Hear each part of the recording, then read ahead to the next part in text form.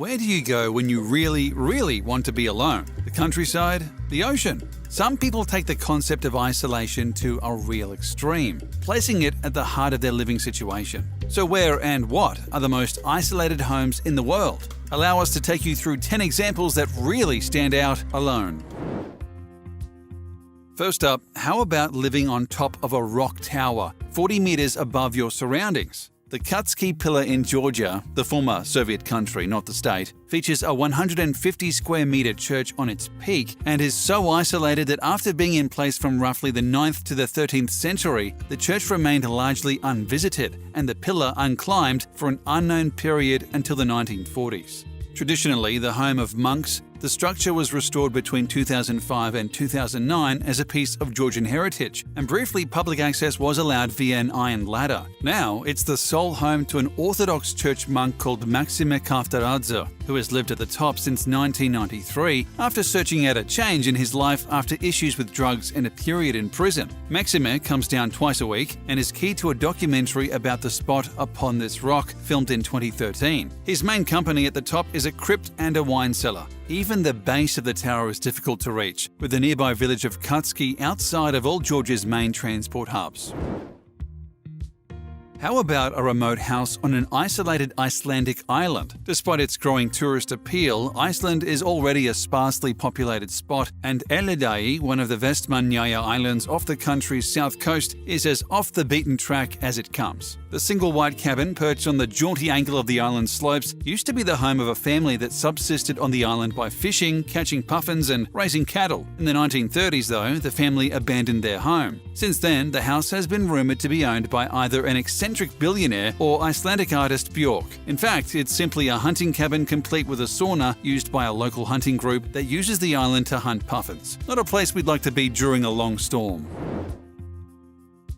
A totally different kind of isolated island house exists in Serbia, in the middle of the Drina River. Bizarrely propped on a rock in the middle of the large river in Bajina Bašta in the west of the country, the house was originally built as a swimming shelter in 1968 and has been rebuilt 7 times since. The most recent version has concrete supports and was constructed in 2011. Local legend says the particular rock the house occupies was thrown into the river by a medieval hero to help his horse cross. These days, the house has reached some international acclaim by featuring in National Geographic, as well because it's become something of a symbol of the popular Drina Regatta, which passes it on the river annually. While no one has ever lived in the house, it's a famed romantic getaway in Serbia, accessible only by boat or through swimming, and has some strange backstories, not least that on more than one occasion it was washed away in one piece and pulled back to the rock from tens of kilometers away by kayak.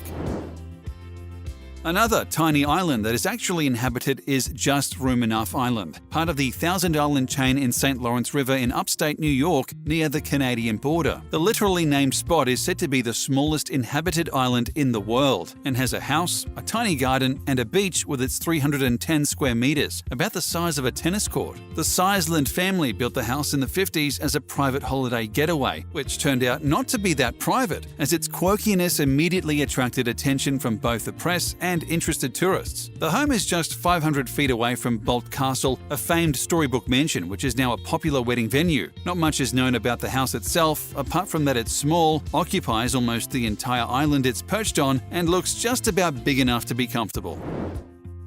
What about a whole isolated village? Supai Village in the Grand Canyon, with a population of just over 200, is the only place in the US where post is still delivered by mules. At 8 miles from the nearest road, it's accessible only through a grueling walk on foot, by mule, or by helicopter. The Havasupai tribe Native Americans have lived on the land since the 1300s. Today, it features a lodge and a convenience store, as well as a small school, but is mainly made up of small houses nestled into the plains against the famed red rock background of the canyon.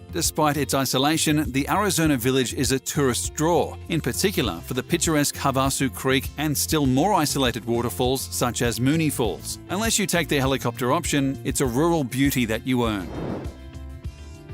It probably won't surprise you to learn one of our isolated spots is in Antarctica. The Chilean Antarctica base of Villa Las Estrellas has a variable population of between 80 in winter and 150 in summer, with the whole community living in 14 90 square metre houses. There are roughly 15 children living there, and so a school is provided, as well as a hospital, library, souvenir shop, gym, and tower providing phone service. The temperature, though, regularly drops to below 10 Fahrenheit or minus 10 centigrade, and getting in and out isn't easy, with no regular scheduled flights at all. The surrounding landmass is nothing short of monstrous, nearly 500,000 square miles, and the only other occupants are military. The tiny post office shack, Whitechapel, and fantastic views across the frozen bay are the main attractions in this exceptionally rural, snowy corner, which is primarily used as a research centre and run as a commune.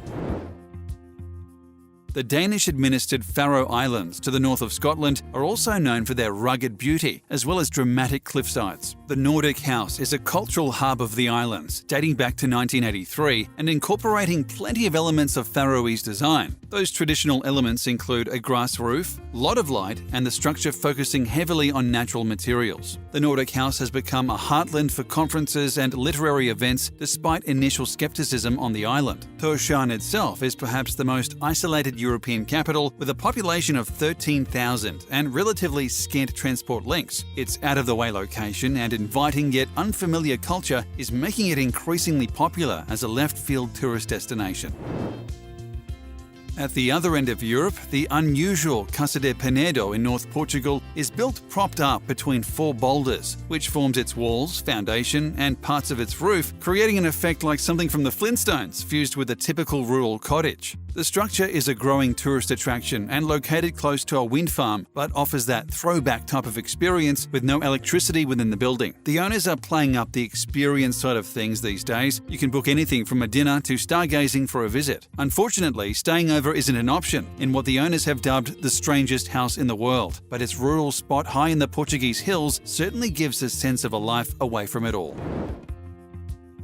For serious rural isolation, it's hard to top Coober Pedy in South Australia. The town is known for its opal mining. The name derives from the Aboriginal term for white man's holes, and many of the residents of the town prefer to live in caves dug out of the rock than in houses due to the harsh desert temperatures, which sometimes top 105 Fahrenheit or 40 Celsius in summer. While tourism has also grown here, the isolated location is a serious factor in life in Coober Pedy. The local train station, 26 miles away, has trains going once weekly in either direction. Onwards transport from the station must be confirmed in advance, as the station is out in the desert and being stuck there is potentially very dangerous, so much so that anyone without onwards transport has to stay on the train. If you do make it to the town though, you can explore the cave-based motels, churches, underground jewelry shop, and mind-melting temperatures in a genuinely surreal location, tucked in a corner of a massive landmass.